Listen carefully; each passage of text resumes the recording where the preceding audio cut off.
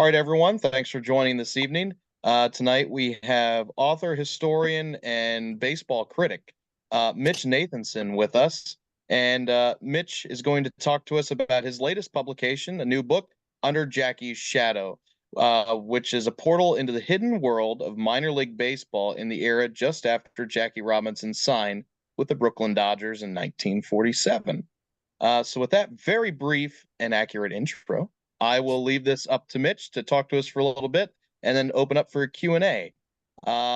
Before you begin, Mitch, if everybody wouldn't mind muting themselves just so we don't have any accidents, we can go forward. Thanks a lot. Take it away, Mitch. Great. Well, thanks for having me. Looking forward to it. So, as I was saying, my goal here today is to say something that you guys don't know, and I think I'll probably fail on that. But I will tell you about the book, and the reason I guess I'll talk about 20 minutes, and then if you have questions or have comments or anything you want to add, I think that's great, rather than listen to me just prattle on forever. But one of the things, and I asked Matt earlier if I could share my screen, and so there is one thing I want to put up, and I'll put it up in a minute. Is people ask, like, well, how did you get interested in this, and what made you want to do this? And it actually comes from the Dick Allen book that I did, because when I did the Dick Allen book, I got contacted by one of the people I wrote about, and I didn't interview this guy for the Dick Allen book. Instead, I found some interesting stuff about a lot of Phillies players. If you go to the is it Hagley, right, in Delaware? You go to the Hagley in Delaware, and they have the Carpenter papers. And so I went down there, and you can go, and I'm talking to people who probably most of you have been there, but anyway, if you go down there, if you haven't been or whatever, but you go down there and you can see allegedly all of his Phillies stuff.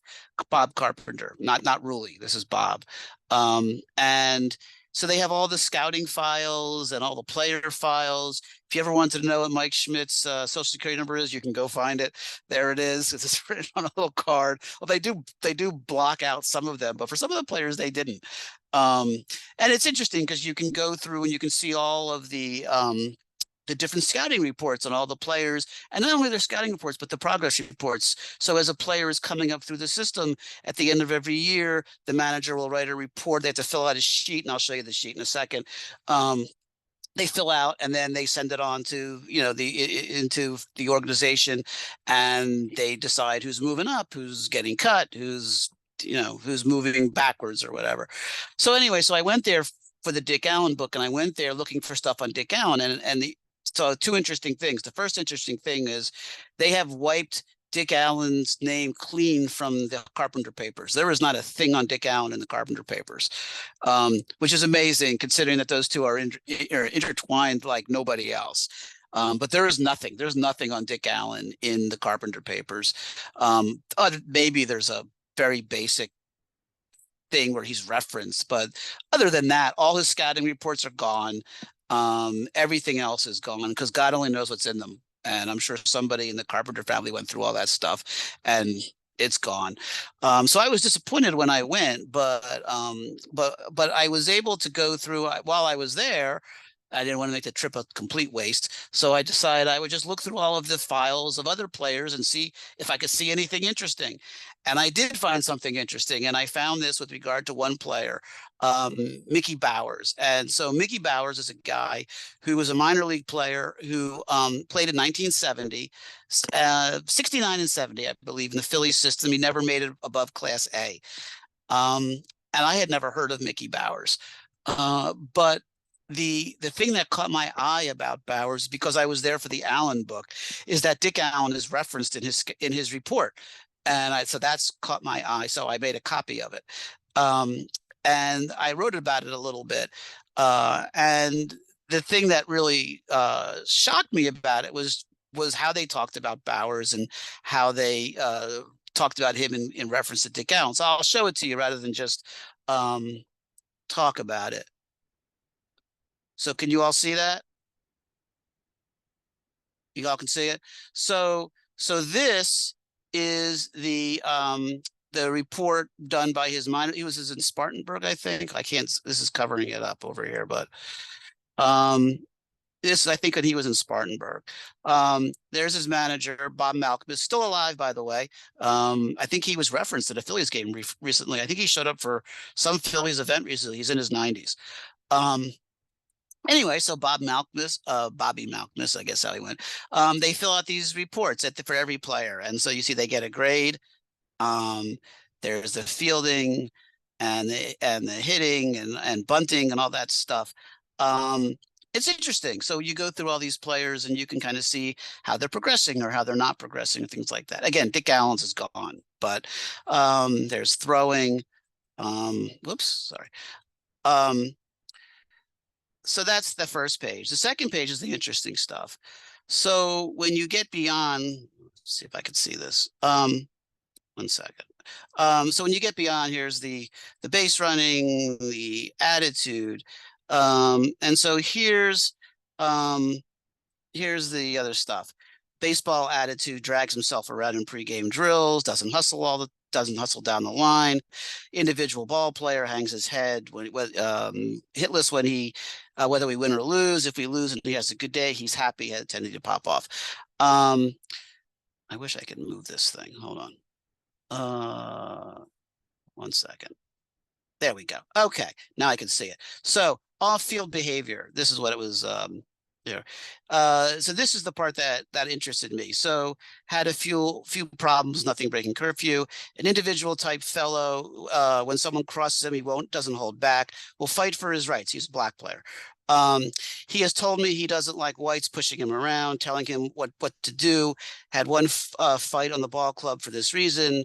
Okay, if he's an authority, okay, if white is an authority like a manager. And then here's the part that got me. This boy must be held in check and learn to take orders. I have written him a personal letter telling him very bluntly what we expect. Richie Allen, his attitude and conduct is his idol. I'm not going to condone putting this organization through another such era with this young player. So that's, that when I was doing the Allen book was interesting to me because it just showed me, how much the relationship between Allen and the Phillies had sort of impacted other players in the organization, and even players who never made it. If they were in the organization and they sort of looked up to Dick Allen, that was a negative. Particularly a guy like this who'd gotten in a couple of fights or things like that. And so I wrote about that in the Dick Allen book. And a few years later, I was contacted by Mickey Bowers, and he said that, I read, he read the Allen book, and he said, well, I hear what you're saying about Allen's experiences in Little Rock and in the minor leagues and stuff like that. And he said, but you've got to understand that Dick Allen, as much trouble as he had with the Phillies, he still was someone who they had a lot invested in. They had given him, I think, a $70,000 signing bonus. I think it was the largest signing bonus they had ever given out at the time. So he's like, well, they still had a lot invested in. I'll stop sharing. They still had a lot invested in Allen. He says, but what about guys like me, like Mickey Bowers? He goes, I was good enough to get drafted, but I didn't have Dick Allen's talent, and most players don't have Dick Allen's talent. And what happens to guys like us? Is Dick Allen can survive something like that because at the end of the day, the Phillies want him to advance. Right? They've got money invested in him. They don't have that much in Mickey Bowers. They don't have much in a lot of these guys. And he said that, well, nobody knows what happens to the rest of us. And I thought he had a really good point. And I had never really thought about that. Because most of the stories we hear, even the Jackie Robinson story, he went through hell. But he's Jackie Robinson. He had amazing ability, and Dick Allen and Ernie Banks. We hear those stories all the time. Ernie Banks, Willie Mays, Willie McCovey, all these guys. Not to diminish their experiences in the minor leagues, but they're not the same as most guys. Most guys are not that talented, and they're talented enough, but then what happens to them? And that's the idea for the book. So I he really wanted to tell me his story, and I didn't know what to do with him because he's not famous. And if you want to sell a book, you kind of need famous people. And so Dick Allen will sell some books. Jim Bouton sells a lot of books, as it turns out. But these guys, the whole idea was that they're invisible, right? Nobody knows who they are. And so what do you do? How do you tell their stories? And that was an issue. But I thought it was really important to listen to Mickey and hear what he had to say. And so we did talk, and I thought his story was really compelling. And he explained he had not seen that scouting report. By the way, I sent it to him. He that was the first time he'd ever seen that report, is when I showed it to him, and we talked about it, and I got his impressions, and he said, that comment about he'll hang his head if he goes hitless, but he's happy if he gets 3 hits, even if the team loses. His response to that was, well, how do you get the goal here is to advance, and how do you advance but by your statistics? He says nobody advances because they're a good teammate. They advance because they're hitting 350. That's how you advance. So the whole goal is to advance. And so when I get 3 hits, I'm doing what the organization is paying me to do, which is to do as well as I can do and hopefully advance. And yet he was criticized for it. And as for the fight, by the way, he talked about the fight, and he said, well, the fight came about when a teammate called him the N-word on the field. Because Bowers slid home, and the guy was at bat or something like that, and the guy didn't know. It was a steal of home or something, and the guy didn't know Bowers was coming or something like that, and he chewed him out, used the N-word, and Bowers hit him. And he said, I'll hit anybody who says that. He said, I don't have a problem if somebody has an issue with what I did on the field, but when you go there, you're going to have a problem. So when you hear from these players, you hear it's a little bit different. It's not quite the same as it looks in that scouting report. And so after speaking to him, I asked him if he knew anybody else who might want to talk. And he said, sure, I know a few other players. And so he put me in touch with a couple of other people. I think pretty much all of them were from the Phillies organization, because he only played for the Phillies organization. And then, by the way, the end coda to that was that scouting report was issued a year after Bowers led his team. I'll forget some of these, but he led his team that year in batting average, hits, doubles, home runs, and stolen bases. He was not advanced to the next level after that. He stayed in Spartanburg for the next season. Or in fact, he went to Florida. I think he went to lower class A ball. Spartanburg was higher level, I think, and he went to somewhere, I don't know, Clearwater or something. I don't know. He went somewhere the next year. He played a season there, and then the Phillies refused to release him. By the way, he had to sue the Phillies to get them to release him because he couldn't play for anybody else. This is a different issue, but the reserve clause. But he said that they held a grudge against him from his perspective, and he said after they decided they were not going to take me, they weren't going to advance me, they weren't even going to assign me to a team, they just let me sit there. And he said to Dallas Green, who was the farm director at the time, he said, "Look, if you're not going to play me, release me, and I'll go someplace else." And they wouldn't release him. And he hired a lawyer. They sued the Phillies, and in the middle of 1971, the Phillies finally released him. He tried to catch on, but by that point, he had not played in a year and a half. And by that point, nobody wanted him. And that was the end. That was the end of Mickey Bowers as a player. And so anyway, he gave me the names of some other players from the Phillies organization. And then the way I did it was I tried to, every time I talked to a player, I would ask that player, can he give me somebody else that he might be able to introduce me to? Because these are tough stories. They're very difficult stories. They're very upsetting and traumatic stories. And I did cold call a lot of people, and it was not very successful, because you know, for very understandable reasons. Uh, and so for that reason, what turned out to work the best was if a player who I spoke to and developed a level of trust with was able to then speak to somebody else and make the introduction and say, they could trust me, I'm okay. That would work a little better. The downside of that is that a lot of the players that Mickey Bowers knew were Phillies players, and I didn't want this to be a book about the Phillies. I wanted it to be about baseball, because I know the Phillies have their issues when it comes to race, but they're certainly not an outlier. Um, and particularly by the late 60s, they were not an outlier. They actually were more widely integrated than a lot of clubs by that point. Um, so I tried to get as many different players from as many different organizations as I could, with the idea being that I really wanted to show that this was a baseball issue and not a Phillies issue, because I do think sometimes it does get uh, pigeonholed as a Phillies issue or a Red Sox issue, and it really isn't a Phillies issue or a Red Sox issue. It's a baseball issue. It's an America issue, but it's those things more. And then I tried to find players with different, diverse geographical backgrounds, so that I could talk to players who came from the South, who came from the North, who came from the Midwest, who came from the West, and I was able to do that to some extent. I don't say that the book that resulted is an analytical study of this. It's just, here are 13 guys I spoke to, and you can generalize from that or not. It's up to you.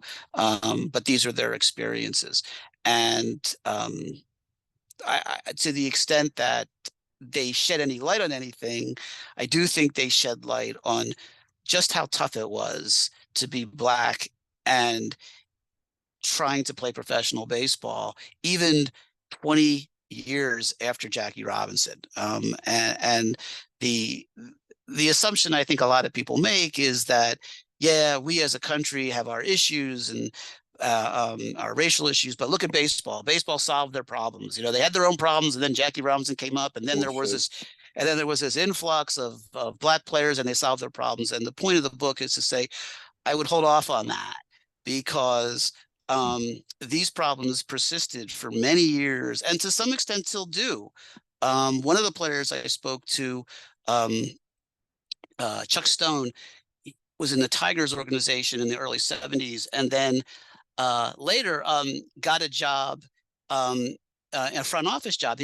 By the way, he got the front office job on the recommendation of Mike Lieberthal's dad, who was a scout for the Tigers. Dave Lieberthal, I think his name, or Dick Lieberthal, something like that. Anyway, it's Mike Lieberthal's dad, who worked for the Tigers, got him a front office position, and he basically went around different organizations he was an agent for some time, and then was a front office guy for some time. Anyway, and I want to stop soon, because I want, if people have questions or want to add anything, that would be great. But the story he told me, which I think is really telling, is that after the 2005 World Series, the Astros and the White Sox, there we go, talk about the White Sox, the last moment of glory of the Chicago White Sox.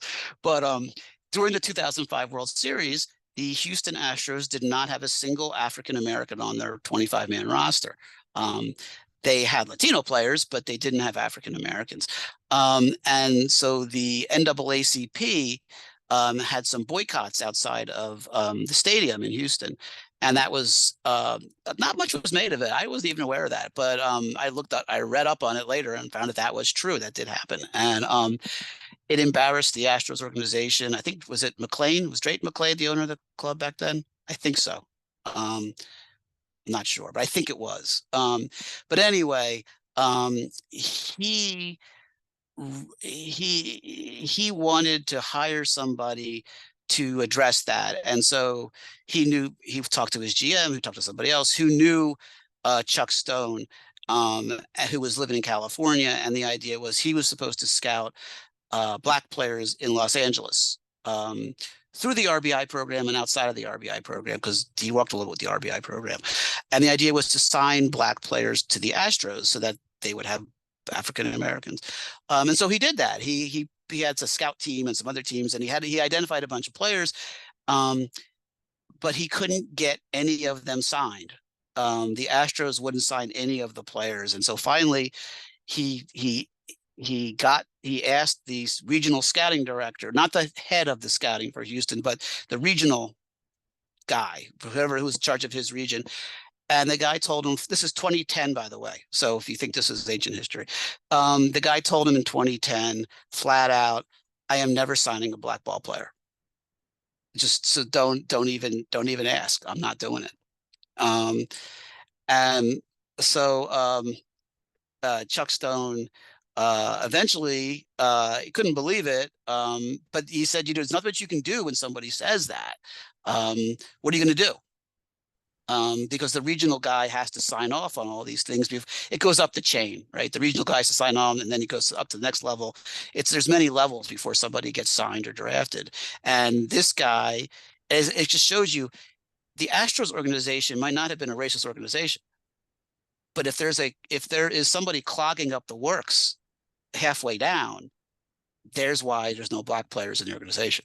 Right? It doesn't take a lot of those guys. It just takes a few of those guys in important positions to choke off that, that stream of talent. And that's what was happening.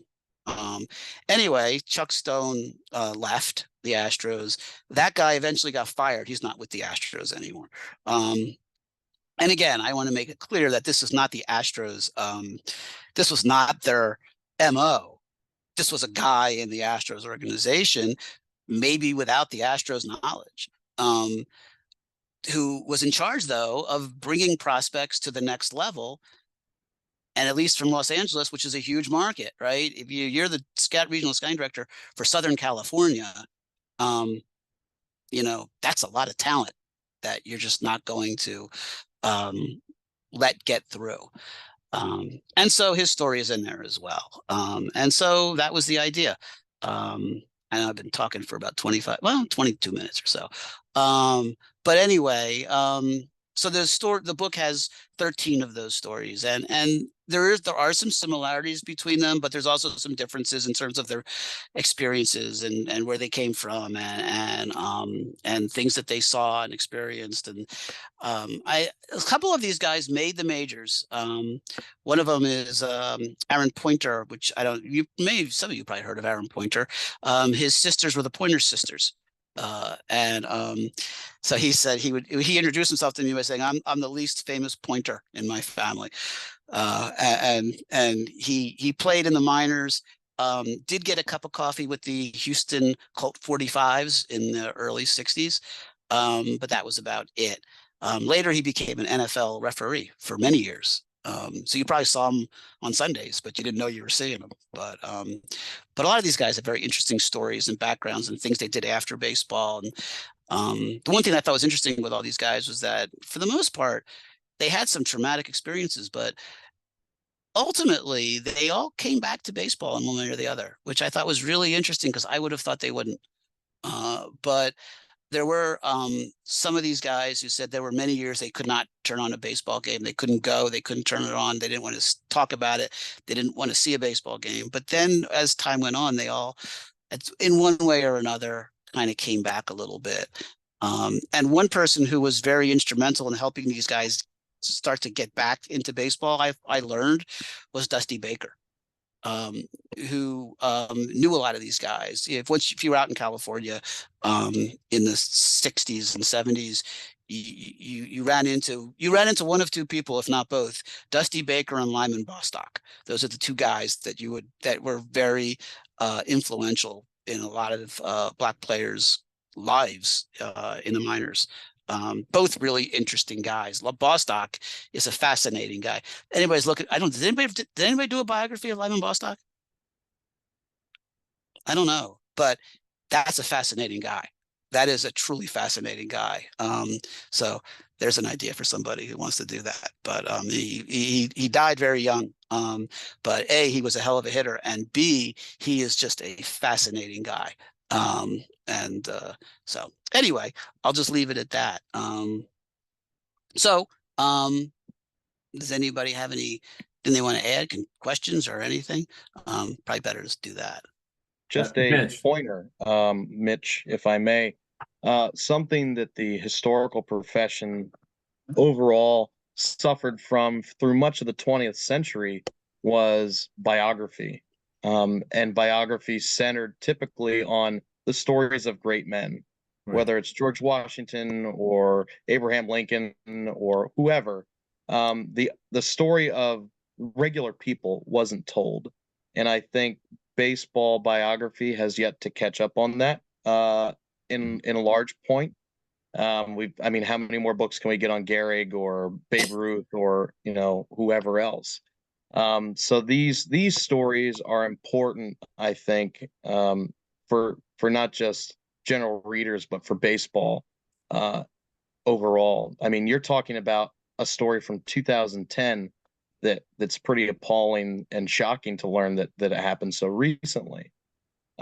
So, and your books have been, I think, in this kind of a niche where it's not necessarily the story of great men. You've got great talent, Dick Allen. You've got unique characters, Jim Bouton, and then the stories of these guys who have interesting stories for sure. So thank you. Mike, go ahead. Yeah. Mitch, first of all, what you've done is an extension from what happened with Only the Ball Was White. Mhm.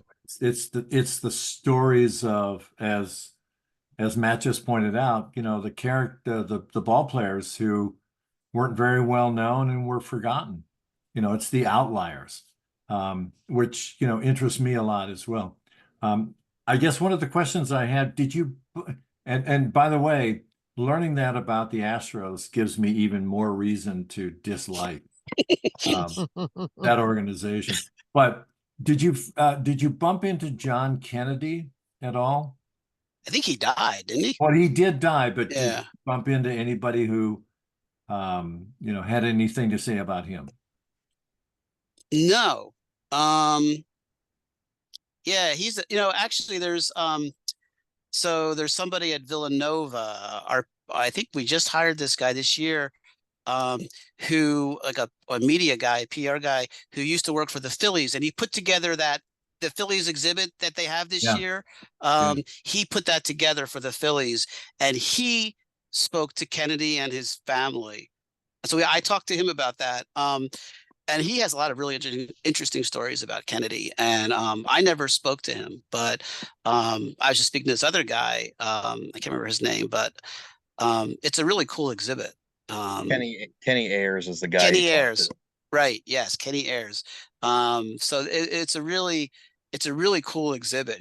We were talking about it, and I think Kenny did most of the work on that, and it's really good. And he did spend a lot of time with, first of all, tracking down a lot of these guys, which, even though he had the resources of the Phillies, it's not easy to do. So yeah, he really he did an amazing job, and yeah, but I never spoke to Kennedy. I would have liked I him. just wondered if he came up in conversations. No, he didn't. Even though I spoke to a bunch of Phillies players, no, he never did come up. Allen came up. Well, one of the people I spoke to was Allen's brother, Ron. But so you would think Dick would come up in that conversation. But but even the other players, no, not really. Okay. In retrospect, that's surprising. Yeah. Hey, Mitch, one thing about a couple things. It wasn't a biography, but it was a great podcast, 4 or 5 parts, maybe 6 parts, that Fox Sports did about Lyman Bostock. And you're right, he has an amazing story beyond just, the baseball part of it and getting murdered, even before he was a professional player, and some of the protests that were going on in California in the late 60s. So it was a great story. And the other thing is, thank you for the book, and it for what you did, because it does point out that, I like it every year, and I think the date is September 1st. that the Pirates in 71 had an all either African American or Afro Cuban or Afro Caribbean lineup. And that was 1971. And when you think about it, because it happened a couple years ago, I guess was the anniversary of it, the 50th anniversary in 21. People are like, oh, I don't see black players or white players, or well, I just see baseball players. And that's obviously revisionist history. But when you think about it, 1971 was only 12 years from when the Red Sox became the last team to integrate, and less than 25 years from when Jackie Robinson became the first player to reintegrate baseball. So, I mean, that's a really short amount of time. And you're right, all these stories are fascinating, and point out that, yeah, that 47 was important, 71 was important, but it's still going on.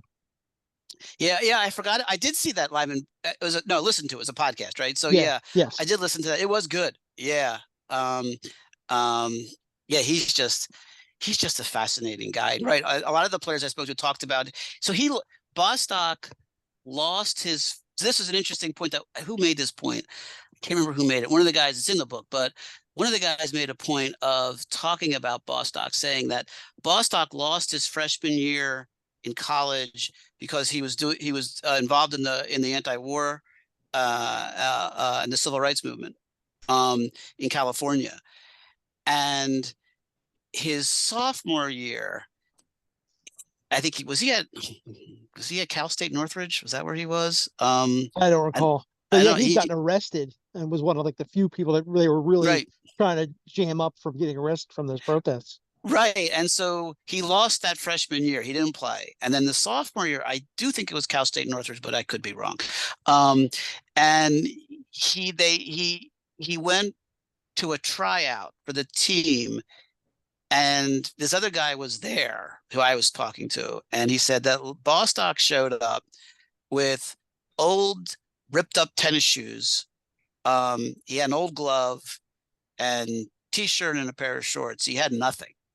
And his point was that 9 college coaches out of 10 would have thrown him off the field before they even saw him play. He said, because most of these guys show up and they've, even back then, and today is up to the nth degree, but even back then, you looked like the image of a ball player, right? And this guy shows up in dirty tennis shoes and shorts and an old beat up glove, and he happened to be playing for a coach who didn't throw him off the field. And of course, he's Lyman Bostock, and it didn't take long for Lyman Bostock to show who he is. But he said, there are probably guys, maybe not of that level of talent, but guys who could play who don't look the part get thrown off the field every day. And you would never know that these guys could play because there's things that stop coaches or talent evaluators from even looking at them. And so this guy's point was that you need more black coaches in particularly in colleges who will look at players beyond the ones that went to the baseball academies and the prep schools and all that stuff. And just let a guy walk in off the field and let's see what he can do, because, you're going to find a Lyman Bostock, or you're going to find a player who you otherwise wouldn't even look at. And his point was that there's a lot of guys out there that can play. And most of the time, the people who are doing the talent evaluating already have in their head who they're going to sign in terms, not in terms of name, but in terms of type. And if you meet that type and you can play, you're gold. But if you don't meet that type, they won't even look at you. And that's true today. As an aside, going back to the issue with the White Sox versus Astros and the Astros not having a single African American on their roster, the Phillies today only have one African American on their roster, and that's Tyon Walker. They do have some of Latino descent, and the rest of them are a bunch of white guys. So it's still a problem, I think, with baseball, and I'm not sure if you found out in your research how successful or not the RBI program has been. So I spoke to John Young, started the RBI program, and he's died. But the guy who started it with him. I spoke to him. I can't blanket on the guy's name. It may have been Chuck Stone. May have been. I think the RBI program's been pretty successful. It's done a lot, but what a couple of guys told me, I think one of them was, so one guy I spoke to was Hank Aaron's cousin, Will.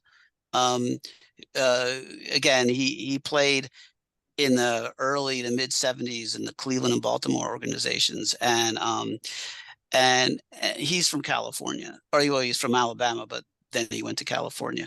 But what he told me was that it's not so much that, right? He says they have done that. The MLB has put in a lot of money in that RBI program and a lot of resources, and the Dodgers in particular have been very good about fixing up playgrounds for baseball in California, in the Los Angeles area. And there's been a lot of, particularly in the South Central area, there's a lot of fields where a lot of great players played in the 60s and 70s that fell in disrepair. Kevin Brown has given a lot of money, and Clayton Kershaw as well. And this guy's point was, well, Kevin Brown is great and Clayton Kershaw is great in terms of the amount of money that they have contributed. He said, but however, if there is a black kid who is skilled in more than one sport and their parents know anything about what life is like in professional baseball, they will counsel that kid to take the other sport and not play baseball. And he said, there's not any amount of money that Clayton Kershaw can throw into a baseball field in South Central that's going to change that. And he said that he's seen it a lot. That he said he has a lot of friends who played professional ball, and then their kids, and I guess now their grandkids, might choose a path, but they're discouraged from choosing it from the people who've been through it, or who went through it maybe 30, 40, 50 years ago. And he says they must hate to hear from the old timers, because we'll sit those kids down and say, do you know what you're getting yourself into? Because it's not the same as it was in the 70s, but it's not, the world's different either. And so, yeah, it's difficult.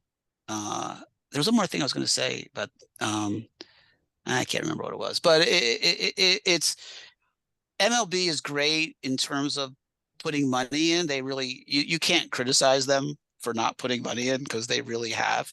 But the problem is so much more deeply embedded. It is, you cannot throw money at, you need to throw money at, but you can't just throw money at it. That's why they're still having problems. And I don't know what the answer is. I'm not saying there's an answer out there that, you can just flip a switch. I don't know. But it's just, this is what happens when you do this for a century, right? This is you have a problem on your hands. You can't make it go away so easy.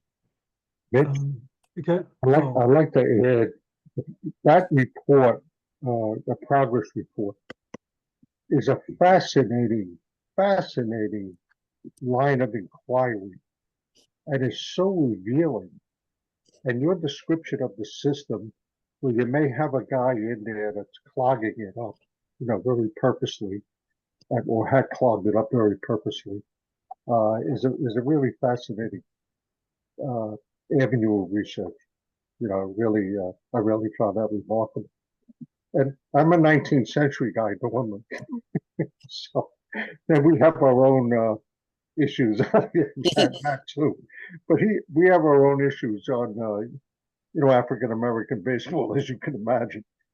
But I also have one foot in the world of contemporary baseball, because I'm on the selection committee for the Staten Island Sports Hall of Fame. I'm native to Staten Island. I live where I live in New Hope now. Mm-hmm.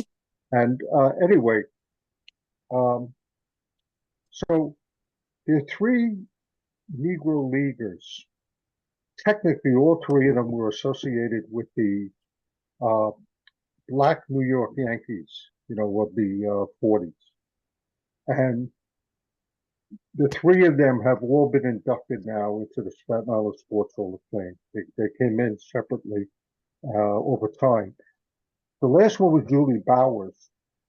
And I remember doing some research on him, and it was kind of interesting because Julie Bowers was with the 1952 Eau Claire Bears, which was then a single A, or I think it was like a rookie team or something, but it was in the Northern League, and it had three African American players in 1952.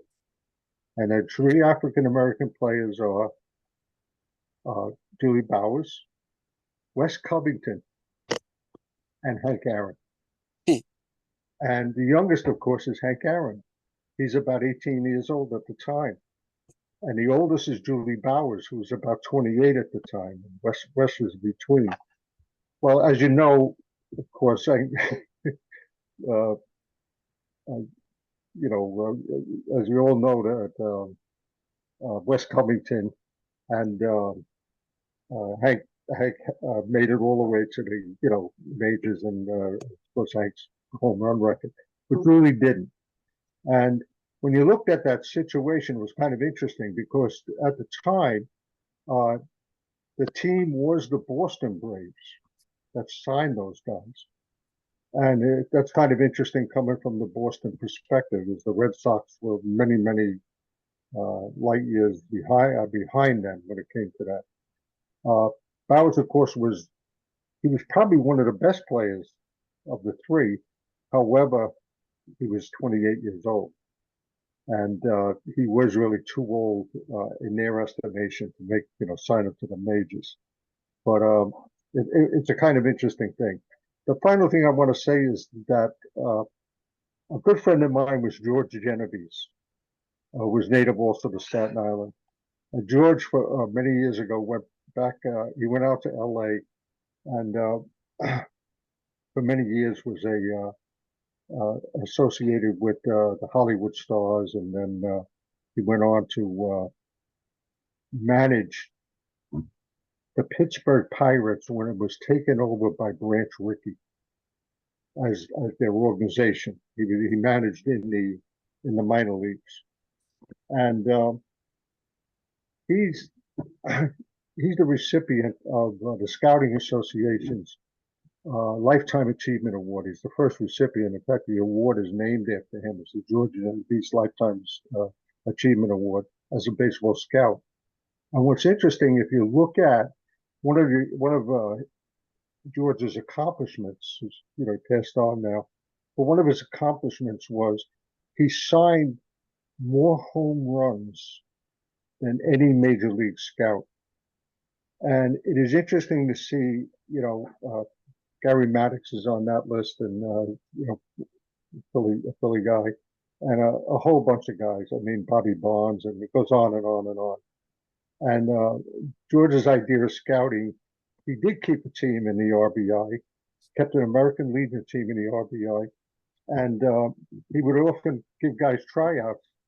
And he's the guy that convinced Mike Lieberthal to be a catcher.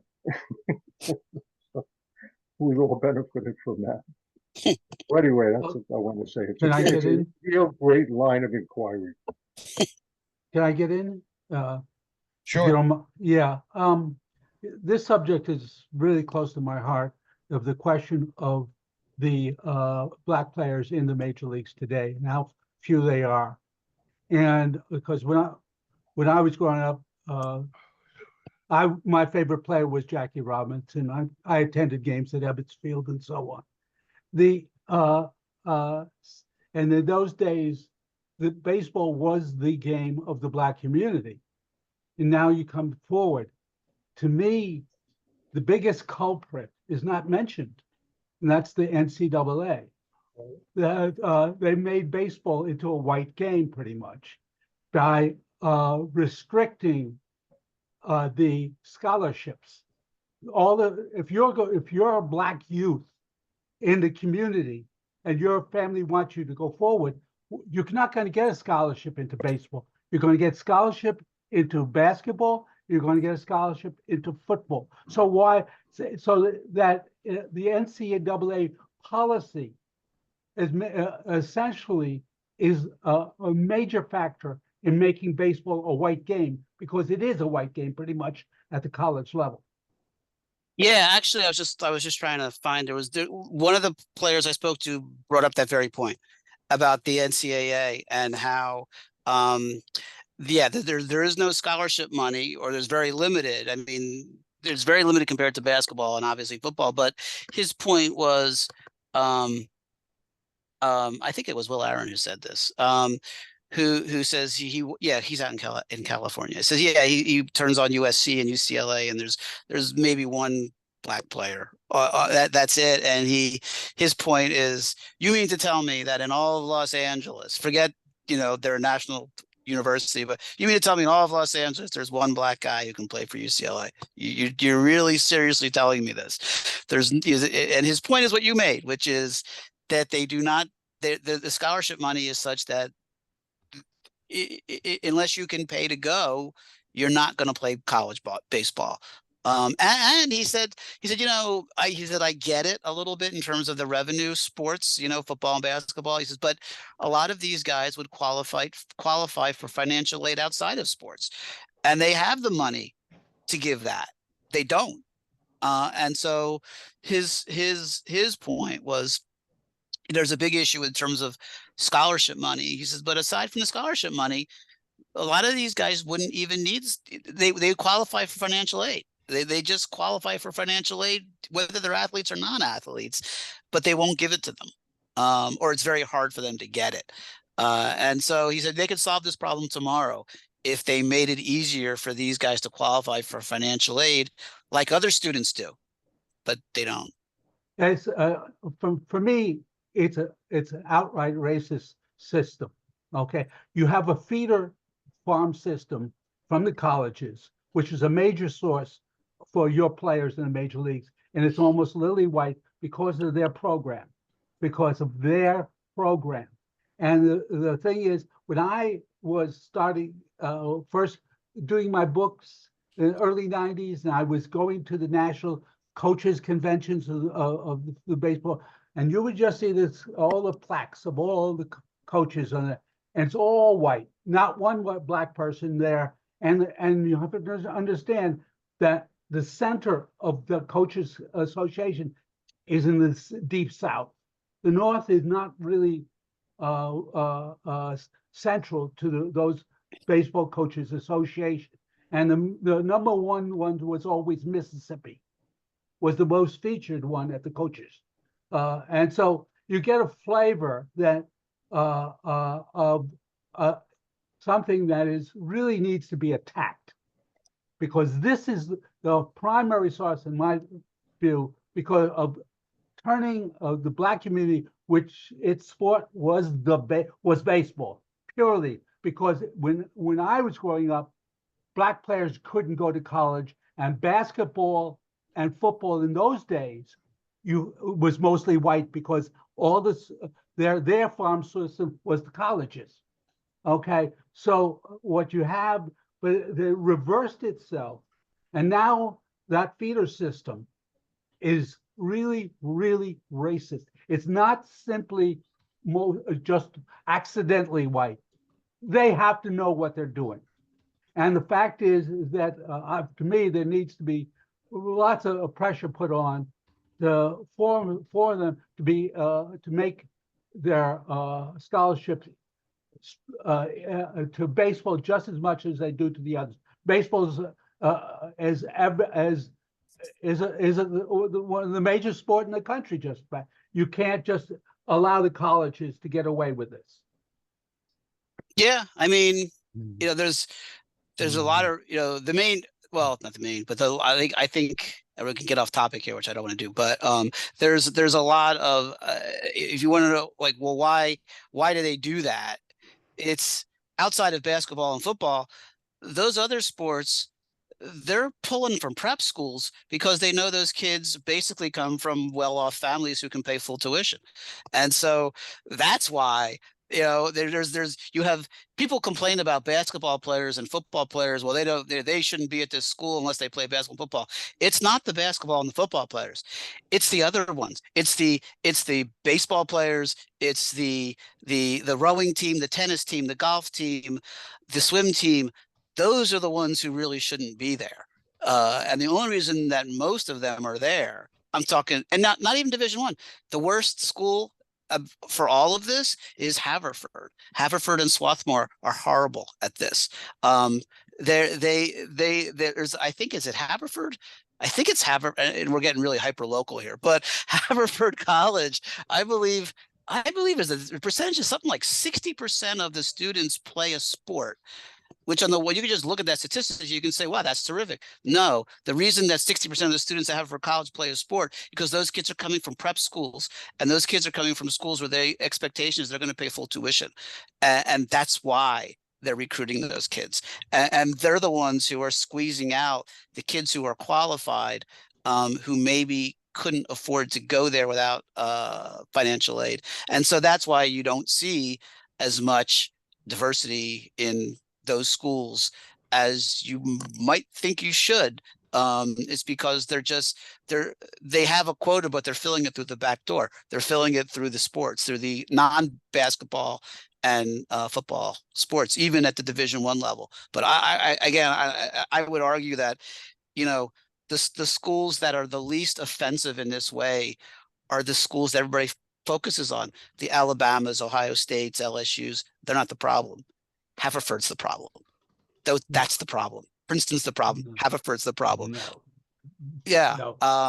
And also, yeah, look, those schools also, when they put up their, Ohio State's squash team and all that stuff, that's the problem too. I mean, but there's so many students at OSU, it's a little different. But anyway, we're getting off track here. But anyway, it's a big issue. It is a big issue. And yeah, there's a lot of layers to it, I guess. Did any of the people you spoke with talk about MLB's reduction in the minor league system as an issue going forward? We've got a wider pool to draw from now for baseball players. It's not just the United States and the Caribbean. Now we're going, global, really, for talent evaluation. And now there's fewer teams. They didn't really talk about that much. What they did talk about, though, is how there's a greater emphasis on polish before you get signed, which it necessarily means if you have the money to go to, one of these academies and you can have a swing that's been worked on by all these different people over a course of years, you have a greater chance of getting signed than a person who's just been playing in a sand lot, which there's not that much of that anymore anyway. But so they did talk about that. They did talk about how that was an issue that, if you have the money to go to these camps and these schools and these academies, you will showcase better than perhaps a Lyman Bostock who can just play. And maybe he has an unconventional swing or whatever, but that guy can just play. And, you have to wonder whether a guy like that would have gotten a shot today, right? Because, he certainly wasn't going to go to Driveline or anything like that, before he shows up at a tryout camp or anything like that. So yeah, they were concerned about that. I did talk to one guy who played in the Mexican League for a few years, and he had some interesting stories about the differences between what it was like down there and in the minor leagues here, and how ultra competitive it was down there, and how he thought that really, I mean, it's not really a feeder anymore, the Mexican League, for the major leagues at least, and it's different. They used to have really a working relationship with the Mexican leagues, which they don't really have anymore. But that person was talking about how he thought that was a lost opportunity, that you don't get those guys. There's plenty of Latin American players, but they're scouting them differently, and a lot of times they scout them through their own camps and things like the Phillies have, right? The Phillies have that whole thing in the Dominican Republic, and I think a lot of teams have those now, and that's how they get these guys. So I mean, so if Major League Baseball is to do something different in terms of throwing their money, what do they need to do? That's the $64,000 question. Yeah, it sure is. Yeah, it is. I don't I mean, I know. got some ideas on it, but I want to hear yours. Yeah, I don't know. I think, again, I think it's hard to find fault with what they do today in terms of, I think their intentions are good. I don't think they have ill intentions. I think they're trying to do the right thing. I think it's so embedded. I don't know. I don't know. What do you think? I can't think of anything, to be honest with you. Well, I would follow up on what Mike said, and that is, Major League Baseball is just, in a way, they're just trying to assuage their guilt. They're throwing money out there, and we don't know how many people are actually taking that money and doing good things. And I would use as an example, I can't remember the name of the man who was the coach of the Tanny baseball team. What's her name? With Monet Davis? With Monet Davis. He approached the Phillies and said, this is what you need to do. This is what Major League Baseball needs to do. And they just blew him off. And they said, we're not going to do that. He approached the Phillies and said, we need support, et cetera, et cetera. And the Phillies said, well, we'll give you exposure. We'll give you media presence. And when he went back to them and said, I need money, I don't need, and they said, well, we gave you media exposure. What do you want us to do? Well, I need money for gloves. I need money for uniforms. I need money for travel. So, I mean, that's a small sample. I don't know. I mean, does Major League Baseball need to fund scholarships? Yeah, I don't know. I think that that's tough. Are blind scholarships. I mean, that's one way of looking at it. I don't know, because I think it goes back to that other thing, which is, I think that, I guess there are a few baseball schools that care about baseball, but I think of many of these schools, it's just a backdoor to get kids in who are going to pay full fare. I think that's the point of those teams. I think that's the point of all those teams, sports, all those sports. And yeah, it's also true at OSU and Michigan and other places. So it's true everywhere. So I don't know. I mean, I think if MLB were to offer scholarships, it would be like spit in the ocean, wouldn't it? I mean, oh yeah, of course. Because I think that when you get to, I do think that Mike's point is a good one. Yeah, I mean, the colleges are where it's really a problem, and that's the feeder. And if the college is going to be lily white, why are you so shocked that the majors look the way they do, right? Because the majors have two feeders. They have the colleges and they have those Dominican academies. And that's what you see in the major leagues. It should be no surprise that the major leagues look just like the two main feeders, right? And so how do you make another feeder? I don't know if going the college route is going to work, because I think that there's so many other issues at play there. I don't think those schools care about baseball as baseball. I think they care about it in terms of revenue sources and legacy. Yes, but it is a tool. It is a tool. If Major League Baseball was serious, and I don't think they are, but if they were serious about dealing with the problem of their main feeder in the United States is white colleges, really, that feeder system, that giving out the scholarships to just the black players, the black community, right?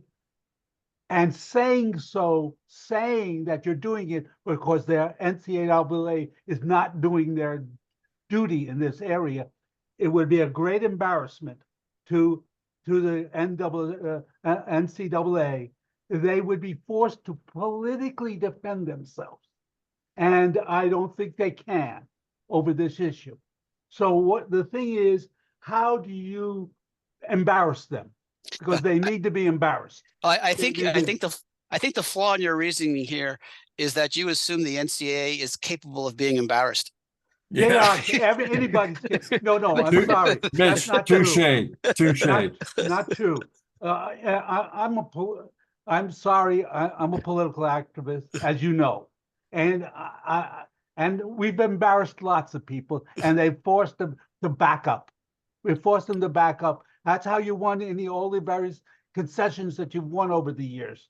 Now you have a situation which is, to me, blatant racism situation, and it's a historical tragedy for our love of our game. Okay, so it has to be dealt with. It cannot just be ignored. And of course, I don't think Major League Baseball would want to do it, but they can be embarrassed also into to doing it. We have to. This is something that needs to be thought about. My solution is not the solution. I'm sure a solution will be found once the discussions and the take place. But it has to be dealt with. Yeah. I mean, I wrote a piece that nobody would publish, by the way, because but it was a piece I wrote where in conjunction with Jackie Robinson Day, which I think is just a joke. But the piece that I wrote was that I thought this is just a think piece, but I thought that, well, what if instead of Jackie Robinson Day, right, every April 15th, we combine it with a day, the day before Jackie Robinson Day, and on April 14th, right, no club was allowed to play an African-American player, so that you could see the difference, right? You can see all the progress that Major League Baseball has made, right, between the 14th and the 15th. But the problem with that is, for the Phillies this year, you wouldn't have noticed a difference. You wouldn't have known any difference. And the Dodgers, you would have Mookie Betts, and depending on a couple other guys, other than the Pirates have a fair amount of African-American players, but other than them, I went through all the rosters, and I looked at all the rosters on the 14th, and I found that you wouldn't have known the difference, right? So you're celebrating Jackie Robinson Day on the 15th, but you could sit all of your black players on the 14th and nobody would know that there was Jackie Robinson was responsible for integrating the game, because the game doesn't look integrated. And so anyway, I thought that was like an interesting little think piece that. Yeah, but except for the fact that, the one flaw there is the fact that a lot of Cuban, Puerto Rican, Venezuelan players would be eliminated. Right. And well, so that's a difference. Yes, that's a difference, and I think that. So I gave a talk on this about the book a couple of weeks ago, and somebody called me out on it and said, "I don't understand what the issue is. There are all sorts of black players in baseball." Cuban, Latin American, Dominican, Venezuelan, and I was just like, "This is the problem. This is the problem. The problem is that you don't see a difference. You just see, like there's two different things going on here." And so you're right, though, that if you sat all of the, I think I had the statistic at one point. I think it was, is it 40% of baseball is Dominican, Latin American. It's a high percentage. Roughly. Yeah. It's Mark fairly Armour high. over the past.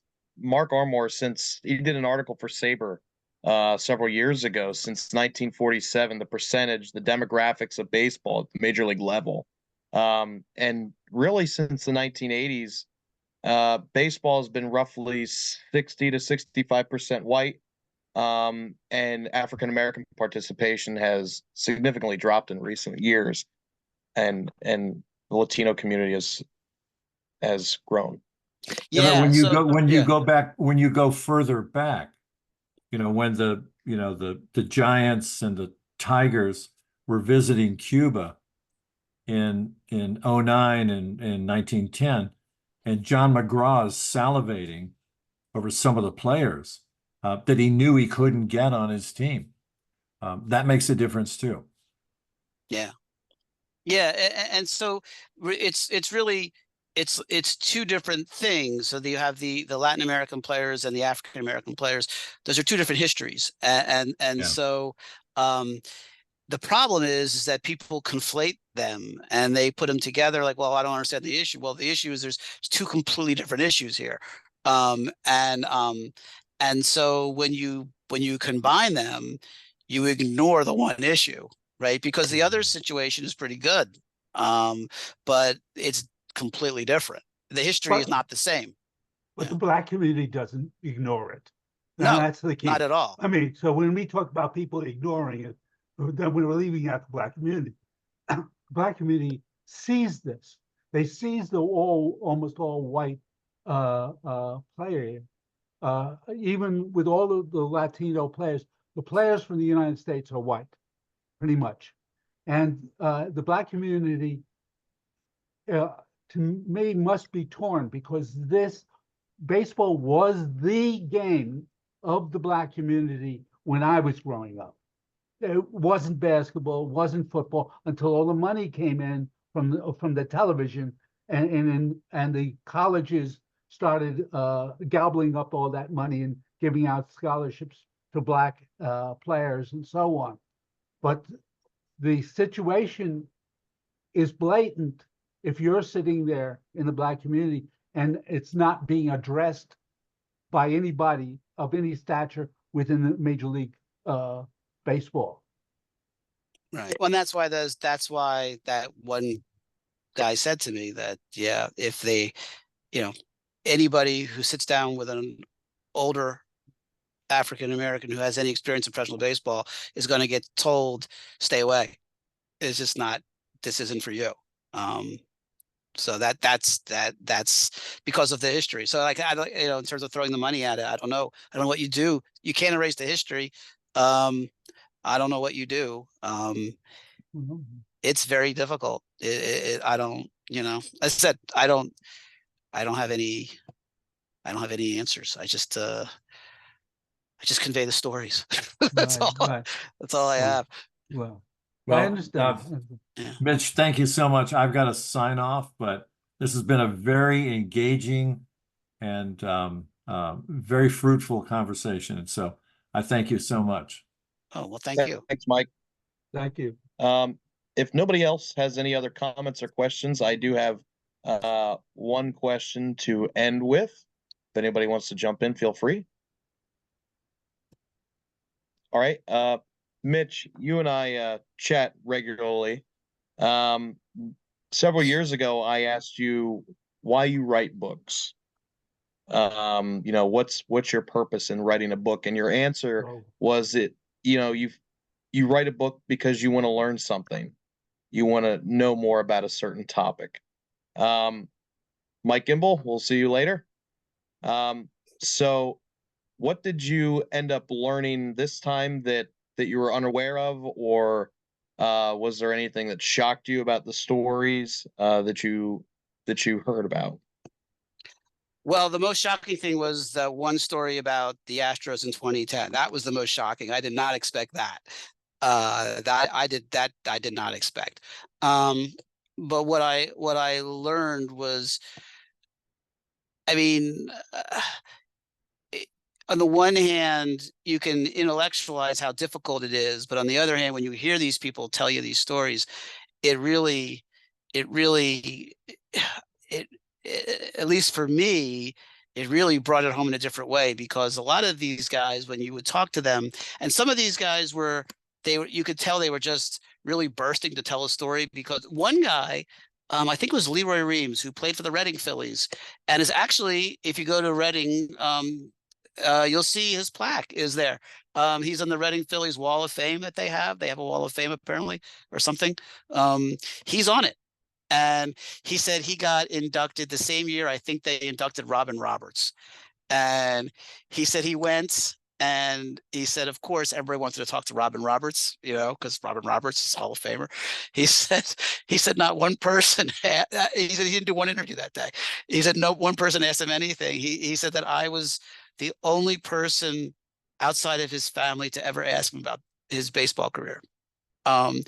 And he, more than one person told me something along that line. Like nobody, like they never talk about it. They never get asked about it. Um, and it is truly like they didn't exist in terms of professional baseball because they didn't make the majors.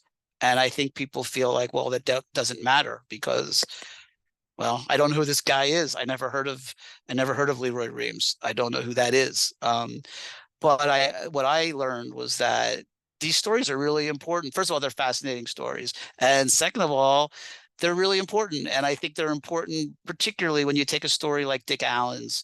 For everything Dick Allen went through, some ways you can say there's I don't know if I say a happy ending, but there was a satisfying, somewhat satisfying. He played in the big leagues. He's a borderline Hall of Famer.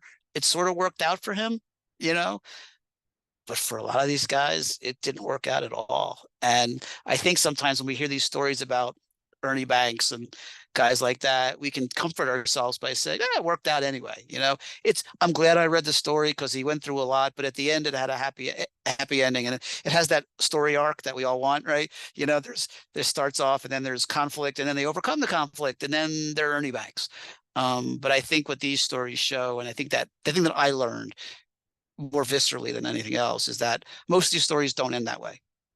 They end just you walk away or you're cut, or they won't even give you the benefit of cutting you.